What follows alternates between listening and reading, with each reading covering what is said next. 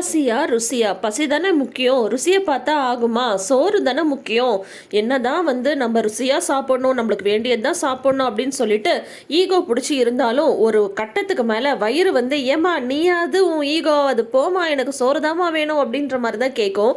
அப்படியான ஒரு சம்பவம் தான் இன்னைக்கு அழகே அழகு சீரியலில் நடந்திருக்கு. என்ன நடக்குதுன்னு பார்க்கலாமா? ஜூன் 1ஆம் தேதியான இன்னைக்கு சீரியல் அரங்கத்துக்கு உங்கள் எல்லாரையும் அன்போடு வரவேற்கிறேன். நீங்கள் நம்ம சேனலை இப்போ தான் புதுசாக பார்க்குறீங்கன்னா பக்கத்தில் இருக்கிற சப்ஸ்கிரைப் பட்டனை கிளிக் பண்ணிக்கோங்க. நோட்டிஃபிகேஷன் பெல் ஐக்கான்லேயும் ஆல் சிம்பிள் கிளிக் பண்ணிக்கோங்க. எப்போவுமே பார்த்தீங்கன்னா அழகுமதியின் பேர் மட்டும் அவங்களுக்கு வைக்கலைங்க. அவங்க மதியை ரொம்ப நல்லாவே யூஸ் பண்ணிட்டு இருக்காங்க. அதுவும் இந்த குடும்பத்துக்கு கண்டிப்பாக யூஸ் பண்ணியே ஆகணும். மலருக்கு பிறந்த நாள், மனசார ஒரு பிறந்தநாள் வாழ்த்து சொல்லக்கூட மாமனார் மாமியாருக்கு மனசு இல்லை. ஆனால் அந்த பிள்ளை கோயிலுக்கு கிளம்புறாங்க. அதுக்கு என்னென்ன பிரச்சனை பண்ணுறாங்க, சமைச்சு வச்சுட்டு போகலாம்ல அப்படி இப்படின்னு சொல்ல மதி என்ன சொல்லிடுறாங்க, நீங்கள் கோயிலுக்கு கிளம்புங்க, சமையல் தானே நான் பார்த்துக்கிறேன் அப்படின்னு சொல்லிட்டு கட்டாயப்படுத்தி மலரையும் பாகியராஜையும் கோயிலுக்கு அனுப்பிடுறாங்க. அவங்க மாமியாருக்கா மனசே இல்லை. பாரு சமைக்காம போயிட்டா, அப்படி என்னதான் பெருசா சமைச்சிட போறா அப்படின்ற ஒரு எகத்தால இருந்துட்டே இருக்கு. ஆனா மதி இந்த குடும்பத்துக்கு தகுந்த மாதிரி சமைக்கிறாங்க. விதவிதமா சமைக்கல, ஆனா நமக்கு பசி அடங்கணும் அவ்வளவுதானே. பழைய கஞ்சி குடித்தாலும் பசி அடங்கும், விதவிதமாக சாப்பிட்டாலும் பசி அடங்கும். ஆனால் நமக்கு எது தேவையோ அதை ஆரோக்கியமாக சாப்பிடும்போது வகை வகையாக சாப்பிடணுன்றது அவசியம் இல்லை அப்படின்றத தான் பார்த்தீங்கன்னா மதி இந்த ஒரு எபிசோடில் சொல்லியிருக்காங்க. மதி சூப்பராக இட்லியும் சாம்பாரும் செஞ்சுருக்காங்க. எப்பவும் போல் எல்லாருக்கும் டிஃபன் எடுத்து வைக்கிறாங்க காலையில் பிரேக்ஃபாஸ்ட். சரிங்களா? அப்போ பார்த்தா அப்படி என்னதான் சமைச்சிருக்கானே தெரில, ரொம்ப நேரமாக சமைச்சிட்டு இருந்தா அப்படின்னு சொல்லிட்டு அவங்க மாமியார் உட்காந்துட்டு இருக்காங்க. இவங்களெல்லாம் எது செஞ்சோம் திருப்திப்படுத்தவே முடியாது. இட்லியும் சாம்பாரும் செஞ்சுருக்காங்க, முட்டையை அவிச்சு வச்சுருக்காங்க. மார்னிங் பிரேக்ஃபாஸ்ட்க்கு முட்டை நல்ல ப்ரோட்டீனு அப்படின்ற மாதிரி அவங்க யோசிச்சு செஞ்சு வச்சுருக்காங்க. எங்கே சட்னியை காணோம் அப்படின்னு சொல்லிட்டு கேட்குறாங்க. சட்னியா, அதை நான் அரைக்கவே இல்லையே அப்படின்னு சொல்லிட்டு மதி சொல்ல, சட்னி இல்லாமல் என்னைக்காவது மாமா சாப்பிட்ருக்காரா? ஏன் இந்த மாதிரிலாம் பண்ணுற? நீ சமைக்கிறேன்னு சொல்லும் போதே எனக்கு சந்தேகம் தான். ஏன் அவள் சமைச்சு வச்சுட்டு கோயிலுக்கு போயிருந்தா தான் என்ன அப்படின்னதும், ஏன் வழக்கமாக அண்ணி தானே சமைப்பாங்க, அண்ணி இன்னைக்கு சமைக்கலையே அப்படின்னு சுரேஷ் கேட்க, இன்னைக்கு அவளுக்கு பிறந்த நாளாம், அதனால் கோயிலுக்கு கிளம்பி போயிட்டா. ஏன் சாப்பாடெல்லாம் பிள்ளைக்கு ஊட்டி விட்டுட்டு அதுக்கப்புறம் பொறுமையாக போனேன், நான் சாமி என்ன வேணாம் நான் சொல்ல போகுது அப்படிங்கும் போது ஸ்ருதி சொல்கிறாங்க, அம்மா அதான் நான் குழந்தைய பார்த்துக்கிறேன்லம்மா, நானே அவளுக்கு சோறும் ஊட்டிடுறேன், இப்போ என்ன இப்போ அப்படின்ற மாதிரி ஸ்ருதி சொல்லிட்டு இருக்காங்க. அன்னைக்கு பிறந்த நாள் அப்படின்னதும் சுரேஷ் எதுவுமே சொல்றதில்ல, அமைதியா அந்த இட்லியும் சாம்பாரையும் சாப்பிட்றாங்க. ஆனால் சட்னி இல்லைன்னு சொல்லிட்டு ஒரு புறாவுக்கு போறா அப்படின்னு ஒரு காமெடி வரும்ல, அதே மாதிரி தான் ஒரு சட்னிக்கு இவ்வளோ பெரிய ரகலையா அப்படின்ற மாதிரி தான் மாமனாரும் மாமியாரும் செஞ்சுட்டு இருக்காங்க. இது ஏன் வீடு, நீ சொல்றது தான் நான் சாப்பிடணுமா அப்படின்னு சொல்லிட்டு தட்டை தூக்கி எறிகிற போறாரு. ஆனால் எரியறது இல்லை. ஏன்னா அதுக்கும் கண்டிப்பாக மதி டெஃபினட்டாக திட்டி விட்டுருவாங்க இல்லையா.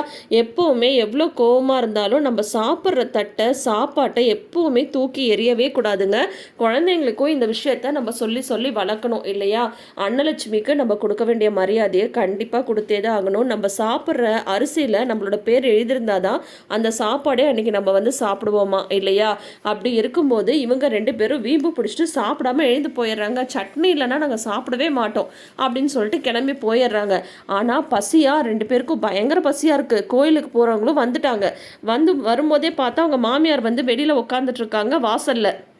மாமியார் முகத்தை பார்த்ததுமே மலருக்கு தெரிஞ்சிருச்சு. சரி இவங்க முகமே சரியில்லை அப்படின்ற மாதிரி தான் யோசிக்கிறாங்க. இந்தாங்கத்த பிரசாதம் அப்படின்னு கொடுக்கும்போது, பிரசாதமா சாமியெல்லாம் நல்லா கும்பிட்டியா, இப்போ நீ உடனே போய் சாமி கும்பிட்டாதான் ஆச்சு இல்லையா. ஏன் காலையில் கொஞ்சம் சமைச்சியெல்லாம் வச்சுட்டு கோயிலுக்கு போனால் என்ன கோயில் வேணாங்குதா?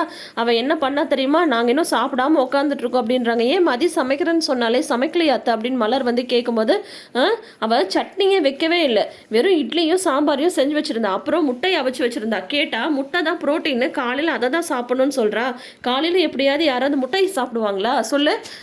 அதனால உங்கள் மாமா சாப்பிட மாட்டேன்னு சொல்லிட்டு போயிட்டாரு. சட்னி இல்லாமல் எப்போ சாப்பிட்ருக்காரு உங்கள் மாமா சாப்பிடாதப்போ நான் மட்டும் சாப்பிட முடியுமா அப்படிங்கும்போது, ஐயோ மாமாவுக்கு சுகர் இருக்கேத்த, அவருக்கு லோ சுகர் ஆகிட்டா என்ன பண்ணுறது அப்படிங்கும்போது, அதெல்லாம் முடியாது, அது என்ன நாங்கள் சாப்பிட்றத அவன் என்ன முடிவு பண்ணுறது அப்படின்னு சொல்லும்போது உடனே பாக்கியராஜ்கிட்ட சொல்கிறாங்க, ஏண்டா உன் பொண்டாட்டி கோயிலுக்கு போகணுன்னதும் உடனே அப்படியே கூட்டிகிட்டு போயிட்டியே, வீட்டு வேலையெல்லாம் யார் பார்க்குறது அப்படின்னு சொல்லிட்டு வழக்கம் போல் அவங்க மாமியாருக்கு ஒரே அர்ச்சனை.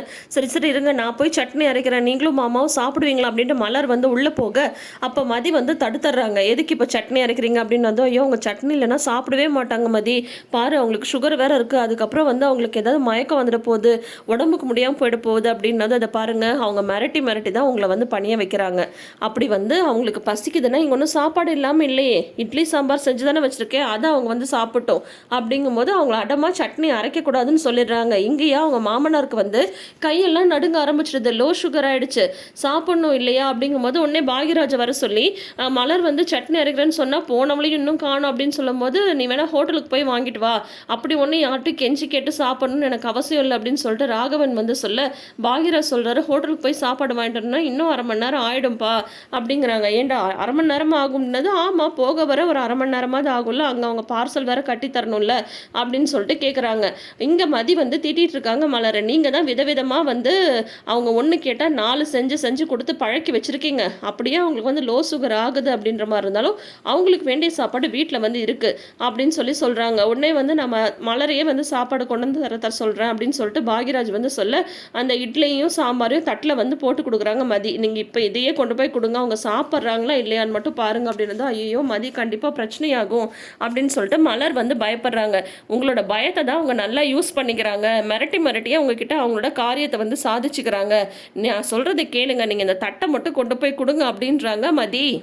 மதி நினச்ச மாதிரியே அந்த தட்டை கொண்டு போய் அவங்க கிட்ட நீட்ட பதிலே இல்லை. அவங்க மாமனார் மாமர்கிட்ட வாங்கி வாங்கி லபக்கு லபக்கு லபக்கு லபக்குன்னு இட்லியும் சாம்பாரும் எப்படி உள்ளே போகுதுன்னே தெரில. மலருக்கு ஒரே ஆச்சரியம், என்னது ஒரு கேள்வியும் கேட்கல, சண்டையும் போடல, அவங்க பாட்டிக்கு அவங்க வந்து சாப்பிட்டுட்டு இருக்காங்க அப்படின்ற மாதிரி மலருக்கு ஒரே ஆச்சரியமாக இருக்குது. பார்த்தீங்கல்ல, நீங்களும் இதையே ஃபாலோ பண்ணுங்கள். பசின்னு சொல்லிட்டு வந்துட்டா நாக்கு ருசியெல்லாம் தேடாது, அந்த பசியை வந்து எப்படியாவது அடக்கணுன்றது மட்டும்தான் பார்க்கும். இப்போ எப்படி சாப்பிட மாட்டேன்னு சொன்ன அந்த சாம்பாரை அவங்க வந்து சாப்பிட்றாங்க, நீங்களும் இனிமேல் இதையே ஃபாலோ பண்ணுங்க அப்படின்ற மாதிரி மதி வந்து மலருக்கு டிப்ஸ் கொடுத்துட்ருக்காங்க. இதுக்கிடையில் பிறந்த நாளுக்கான வாழ்த்துக்களையும் வந்து ரேவதி கால் பண்ணி சொல்கிறாங்க. இப்போ பாக்யராஜ் மலருக்கு ப்ராமிஸ் பண்ணியிருக்காங்க, நைட் ட்ரைவ் கூட்டிகிட்டு போகிறேன், உன்னோட விஷயம் எல்லாத்தையும் நான் வந்து நிறைவேற்றுறேன்னு சொல்லிட்டு. ஆனால் அதுக்குள்ளார ஒரு சிக்கல் வந்து வந்துடுது. கடனுக்கு வந்து வட்டி கட்டாததுனால பாக்யராஜோட பைக்கை வந்து எடுத்துகிட்டு போயிடுறாரு கடன் கொடுத்தவர். ஸோ எப்படி வந்து மலரை வந்து அவர் சொன்ன மாதிரியே அவர் சர்ப்ரைஸ் பண்ணணும்னு நினச்சார்ல, அதெல்லாம் செய்ய முடியுமா அப்படின்றத ஒரு ப்ரமோவாகவும் நேற்று வந்து விட்டுருக்காங்க. இந்த அழகே அழகு சீரியலில் நடக்கிற சின்ன சின்ன இன்சிடென்ட்ஸ்லாம் நம்ம வீட்டில் அன்றாட நடக்கிற இன்சிடென்ட்ஸ் மாதிரியே இருக்குன்றது தான் இந்த சீரியலோட ப்ளஸ்ஸாக நான் வந்து நினைக்கிறேன். நீங்கள் என்ன நினைக்கிறீங்கன்றதை மறக்காமல் கமெண்ட் செக்ஷனில் சொல்லுங்கள்.